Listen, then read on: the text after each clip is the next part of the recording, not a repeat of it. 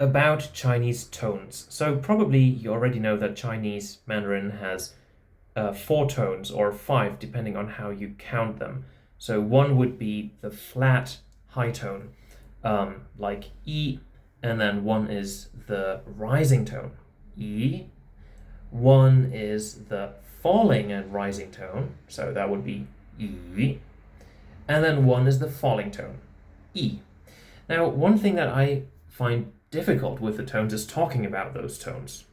By the way, the fifth tone is like neutral, like it doesn't really have any specific pitch. Like the question particle, ma. It's neither high nor low, nor going up or down. Yeah. Anyway, so I find it hard to talk about these tones because, for example, the first tone is called 第一声. So 第一 means the first. And in this case, it's actually kind of easy because, so D is what we use for like listing things, like ordinal numerals, first, second, third, etc. All right, so 第一 is the first.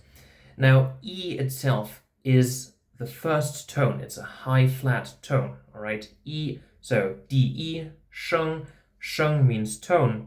So it's kind of intuitive that the high flat tone is called 第一声, right? You're using that tone. But then the second tone is the rising tone, all right? Yi. So not to be confused with the number one or anything. It's just like, shui, shui. All right, so that tone is called 第二声.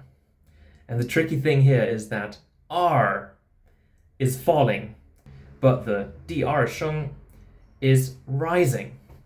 All right, so you, in one's mind, like you have to kind of differentiate between like what does the tone sound like and what's the name of the tone, because 第二声 is like the R is falling, but the tone that it describes is rising.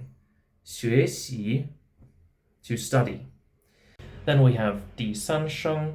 Now, the number 3, san, is first tone, but 第三声 describes the third tone, which is falling, rising, 我.